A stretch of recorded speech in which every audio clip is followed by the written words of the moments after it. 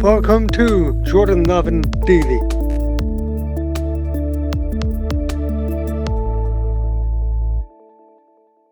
Yeah, no, my name is Jordan Lovin. I am 44 years old and I am profoundly deaf. But what does that mean? That means if I do not have my hearing aids in, that means that if you had an airplane next to me, I would not be able to hear the airplane.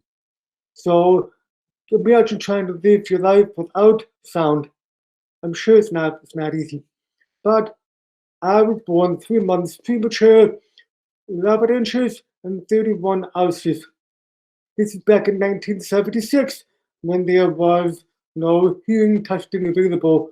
Obviously, today there's much more hearing testing going on.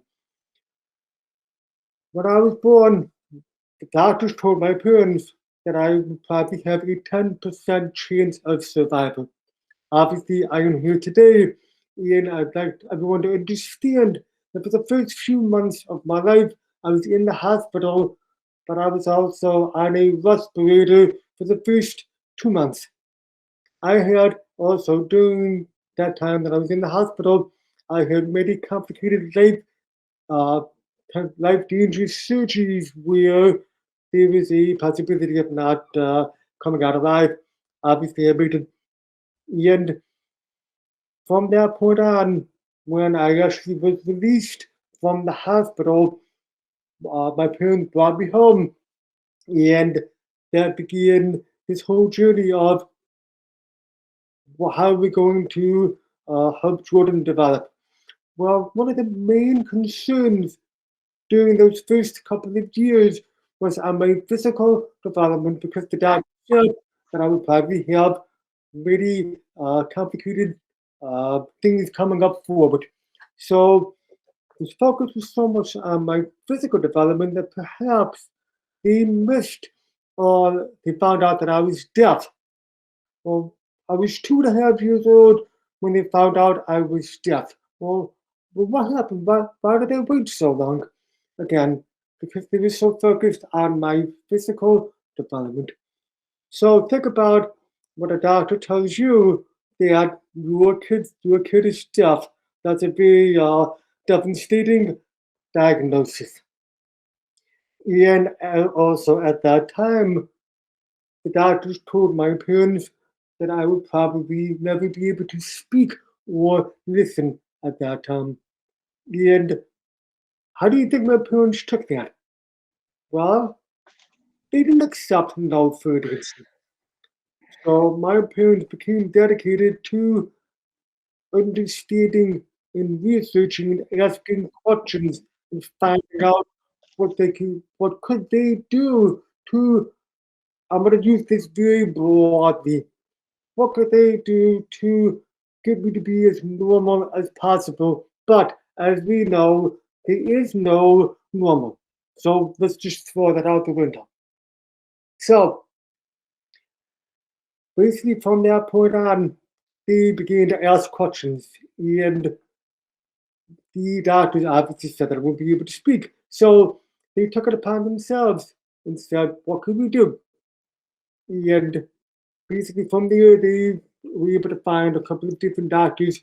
They ended up in a conference in Toronto where I was 2.5 years old at this time, and I have no speech. I'm not hearing anything. And they went to this conference where this woman left such a huge impression on my parents. She's that older woman standing up there on stage and was literally pounding her fist and said, "If someone tells you your hearing impaired child cannot do something, don't you believe it?" That became our mantra from that day forward. And basically, from that point, that woman said, the doctor said, "Why don't you come to my hearing center in Pasadena, California?"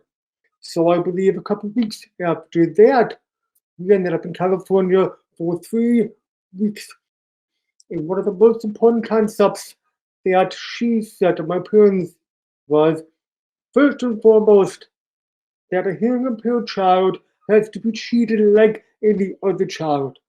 That child has to be taught confidence that they can do anything, that nothing is beyond their reach. But they took that advice, and although it was a monumental struggle at times, their determination never wavered. And for us, like, I want you guys to think about this.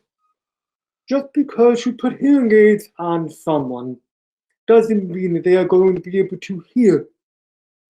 So the painstaking task of teaching me how to listen and speak is obviously a very monumental one.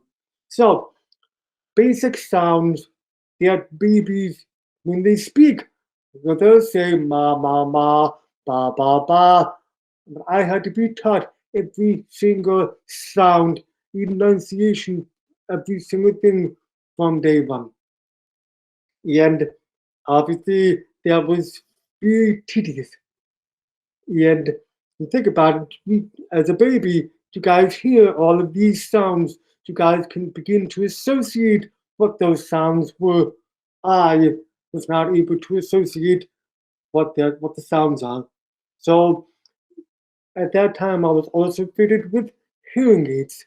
So with the aids of my hearing aids at that time, probably only hear about 25 to 35%.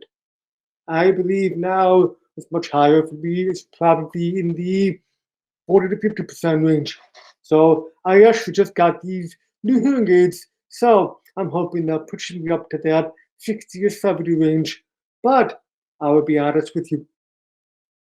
I have to force myself to listen more, especially with these new hearing aids.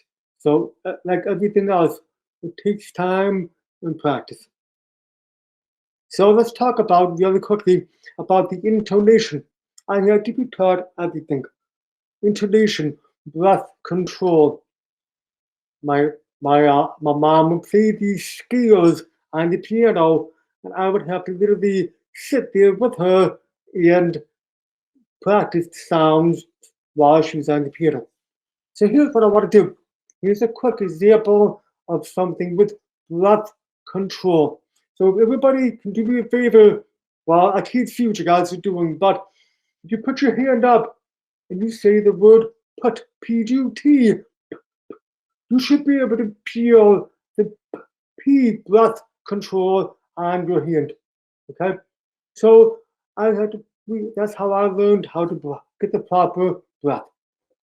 Another example, I had a very hard time saying certain words.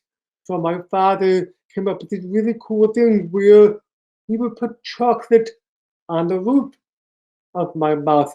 And I loved chocolate, and I still do. But that was very easy for me to do. So continuing on to lip reading, I'm actually very good lip reading. And a lot of times people will, talk with their hand in front of them. Well, that's going to be very hard for me. But I finally admitted to my parents that my dad had a little bit of a issue with the way he covered his hand like this with a little bit of a gap. So I was actually able to fool my parents just a little bit in terms of actually hearing, which probably wasn't the smartest idea. So I can actually lip read somebody with a toothbrush in their mouth, especially if you're looking at the mirror. If you're looking at the mirror and brushing your teeth, I can still reach your lips. But my cat and birds still give me trouble with lip reading. So one of the things that we were told at the Hair Center was that I need to attend regular schools so I have the same opportunities as everybody else. It was imperative to talk to the teachers and let them understand the importance of me being treated like everybody else.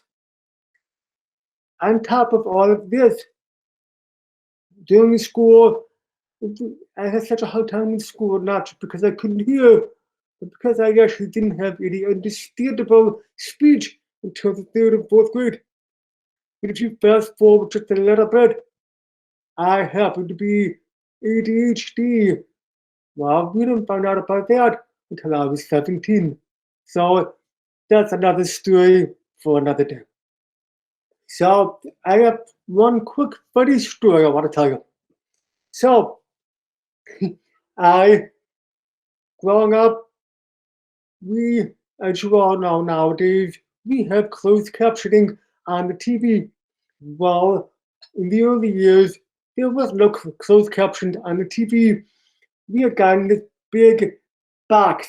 It looks like a, VCR. So what we would do is we would take this VCR, we would take the closed captioned box with us on every single trip that we went on. And we always put this in a hockey skate box wrapped in duct tape, and we would carry it on the plane. So wherever we went, I was able to participate watching TV just to get everybody else. But interesting enough, one day, I honestly do not remember what time or how old I was. I was watching TV, and before the TV show began, it said closed captioned for the hearing impaired.